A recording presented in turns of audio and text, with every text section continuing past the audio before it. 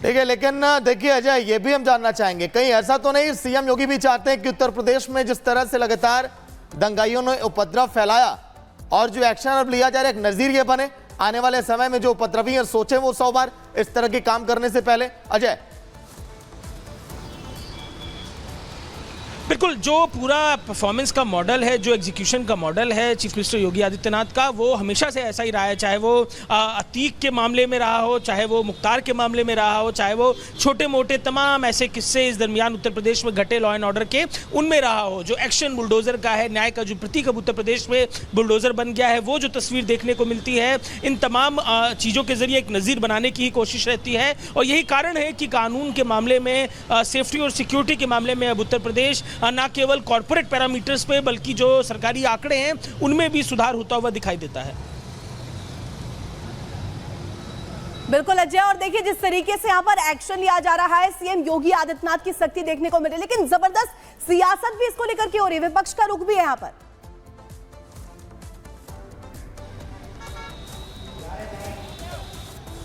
बिल्कुल, ऑपोजिशन इस बात को लेकर लगातार रिएक्ट कर रहा है। समाजवादी पार्टी जो वहां पर पैमाइश और सड़क चौड़ीकरण को लेकर अब एक जो ऑर्डर कॉपी चिपकाती हुई दिख रही है, उसको लेकर सवाल खड़े कर रही है कि ये कौन सी समय है। और क्योंकि कोर्ट को बार बार रेफरेंस दे रहा है ऑपोजिशन की, कोर्ट ने रोक लगाई हुई है बुलडोजर के एक्शन को लेकर, इस बात का भी रेफरेंस दे रहा है बहराइच की घटना का, क्योंकि आगामी 10 सीटों पर जो उपचुनाव है उन पर असर पड़ सकता है। तो ऐसे में इन उपचुनावों पर जो स्थितियां बनेंगी उसको लेकर जो लीड और एडवांटेज है वो लेने की कोशिश अपोजिशन की तरफ से, विपक्षी नेताओं की तरफ से की जा रही है। इसी कड़ी में माता प्रसाद पांडे विधानसभा में नेता प्रतिपक्ष हैं, उनके आज बहराइच ठीक है अजय, लौटेंगे आपके पास। तो देखिए राम के गुनहगार को लेकर के यहाँ पर देखिए बुलडोजर की तैयारी है और लगातार जिस तरीके से बहराइच हिंसा मामले को लेकर के एक्शन लिया जा रहा है, सख्ती बढ़ती जा रही है और अब तैयारी है बुलडोजर एक्शन की। देखिए रिपोर्ट।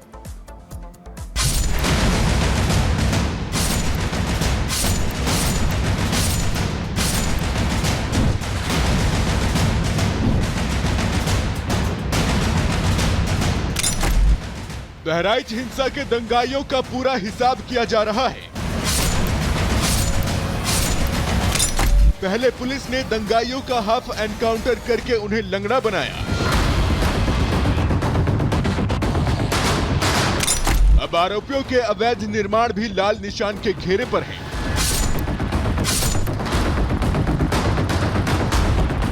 बहराइच में मूर्ति विसर्जन के दौरान दंगाइयों ने हिंसा फैलाकर जो गलती की है, उस गलती की दंगाइयों को ऐसी सजा मिलने जा रही है कि दंगाई और उनकी 7 पुश्ते भी याद रखेंगे। बहराइच के महाराजगंज इलाके में जिन घरों से दुर्गा प्रतिमा विसर्जन जुलूस के दौरान पत्थर फेंके गए थे, योगी सरकार उन्हें मिट्टी में मिलाने जा रही है। बहराइच पीडब्ल्यूडी विभाग और राजस्व विभाग ने हिंसा वाली जगह पर अवैध तरीके से बने घरों को चिन्हित कर लिया है।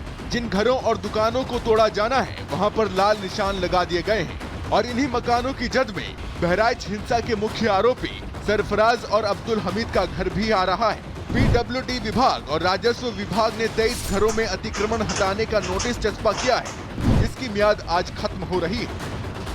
महाराजगंज बाजार में लोक निर्माण विभाग के द्वारा 23 घरों में एक नोटिस चस्पा किया गया है और ये नोटिस मुख्य आरोपी के घर पर भी चस्पा किया गया है। 23 संख्या है जिन घरों को ये नोटिस जो है वो दिया गया है और इस नोटिस में मियाद 3 दिन की दी गई है, जिसके बाद लोक निर्माण विभाग की तरफ से कार्रवाई जो है वो ध्वस्तीकरण की जाएगी। अधिकारी दावा कर रहे हैं कि अवैध निर्माण के खिलाफ होने जा रही कार्रवाई का बहराइच दंगा और उनके आरोपियों से कोई लेना देना नहीं है और अवैध निर्माण के खिलाफ कार्रवाई सड़क चौड़ीकरण को लेकर की जा रही है। लेकिन ये बुलडोजर एक्शन बहराइच हिंसा के बाद हो रहा है, इसलिए अब प्रशासन की कार्रवाई को लेकर सवाल खड़े किए जा रहे हैं। मानक बिंदु ये रखा गया है कि इस सड़क के सेंटर पॉइंट से 60 फीट इधर और 60 फीट इधर जितना भी अतिक्रमण का इलाका है, उस इलाके को खाली किए जाने को लेकर 3 दिन का वक्त दिया गया है और 3 दिन बाद अगर आप स्वतः इस अतिक्रमण को नहीं हटाते हैं तो प्रशासन इस पर बुलडोजर एक्शन करने वाला है। गौर करने वाली बात यह है कि बहराइच में जिन 23 घरों को नोटिस जारी किया गया है उसमें 19 मुस्लिम समुदाय से जुड़े लोगों के घर हैं, जबकि अतिक्रमण की जद में 4 घर हिंदू समुदाय से जुड़े लोगों के भी चिन्हित किए गए हैं और हिंदुओं के घरों पर भी अतिक्रमण हटाने का नोटिस चस्पा किया गया है।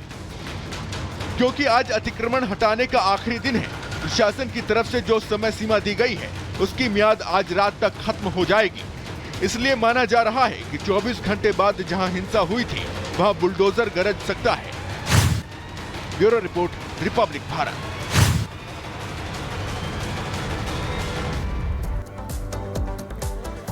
और चलिए इसी बीच अब अगली खबर आपको बताते हैं। पीएफआई जो कि कट्टरपंथी संगठन है, इस पर ईडी का चाबुक चला है। सख्ती से कार्रवाई की गई है। 35 करोड़ की रकम बरामद की गई है। साथ ही आपको बता दें कई चौंकाने वाले खुलासे हुए हैं, जिसमें मुख्य तौर पर यह पता चला एक फिजिकल एजुकेशन नाम की संस्था चलाई जा रही थी, जिसमें कुछ और ही चल रहा था। उसमें आपको बता दें नौजवानों को हथियार चलाने सिखाए जा रहे थे, हथियार मुहैया करवाए जा रहे थे। इन सब चीजों को लेकर कार्रवाई की गई है। पूरी खबर इस रिपोर्ट में देखिए।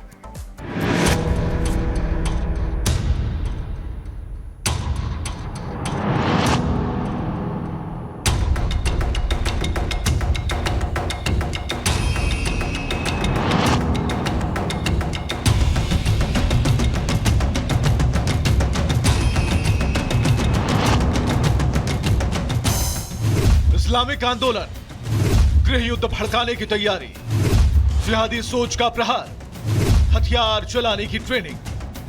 पीएफआई बना रही थी आतंकियों की फौज। ईडी ने खोला पीएफआई का कच्चा चिट्ठा। देश का खाकर देश को नीचा दिखाना और देश को खोखला करना, देश के खिलाफ साजिश रचना, यह काम तो हालांकि गद्दारों का होता है, लेकिन कुछ ऐसे भी लोग हैं और संस्था है जो शराफत का चोला पहनकर गद्दारों का काम कर रहे हैं। इन्हीं में से एक है पॉपुलर फ्रंट ऑफ इंडिया यानी पीएफआई। पीएफआई की देश विरोधी गतिविधि के कारण ही इस पर बैन लगाया जा चुका है, लेकिन पीएफआई ने ना जहर बनाना छोड़ा और ना ही जहर फैलाना। अब एक बार फिर से पीएफआई का कच्चा चिट्ठा खुला है। इस बार ईडी ने इस कट्टरपंथी संगठन की पूरी कलई खोल कर रख दी है। ईडी ने मनी लॉन्ड्रिंग के तहत पीएफआई पर शिकंजा कसना शुरू कर दिया है। पीएफआई की करीब 35 करोड़ की संपत्ति जब्त की गई है। लेकिन मामला महज मनी लॉन्ड्रिंग तक का ही नहीं है। ईडी की जांच में जो जानकारी सामने आई है वो न केवल बेहद चौंकाने वाली है बल्कि डराने वाली है। ईडी के मुताबिक फिजिकल एजुकेशन की आड़ में पीएफआई देश विरोधी काम कर रहा है। ईडी ने खुलासा किया है कि पीएफआई फिजिकल एजुकेशन की आड़ में हथियारों का प्रशिक्षण दे रहा था। ईडी ने कहा कि ये कक्षाएं नकली मालिकों के नाम से रजिस्टर्ड जगहों पर चलाई जाती थीं। दिलचस्प बात यह है कि पीएफआई के पास अपने नाम पर रजिस्टर्ड एक भी संपत्ति नहीं है। हथियारों की ट्रेनिंग देने का ऐसा ही एक मामला 2013 में द्वारथ आर्म्स कैंप का था, जिसमें पीएफआई अपने कार्यकर्ताओं को कुन्नूर जिले के द्वारथ में एक हथियार शिविर में विस्फोटकों और हथियारों के इस्तेमाल की ट्रेनिंग दे रहा था। इसका मकसद दूसरे धर्मों से दुश्मनी को बढ़ावा देना और कार्यकर्ताओं को आतंकवादी गतिविधियों के लिए तैयार करना था। ईडी का आरोप है कि भारत और विदेश में पीएफआई ने अवैध तरीके से फंड जुटाए। इन पैसों को केरल, कर्नाटक, तमिलनाडु, तेलंगाना, दिल्ली, राजस्थान, महाराष्ट्र, बिहार, पश्चिम बंगाल, आसाम, जम्मू कश्मीर और मणिपुर समेत देश भर के 29 बैंक खातों में जमा कराया गया। पीएफआई के पदाधिकारी, सदस्य और कैडर आतंकी गतिविधियों के लिए फंडिंग कर रहे थे।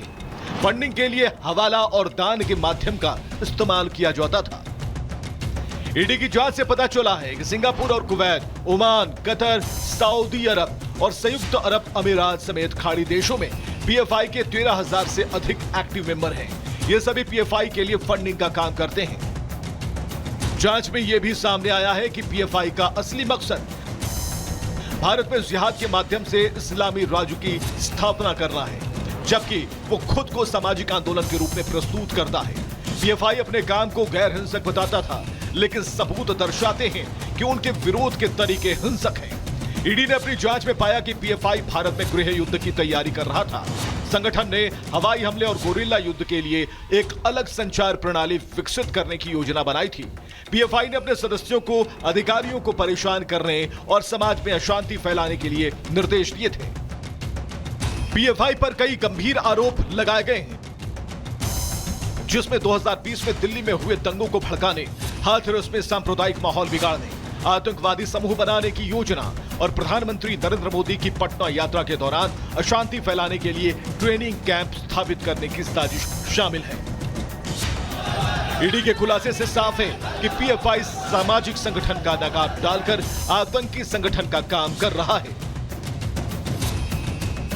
Bureau report,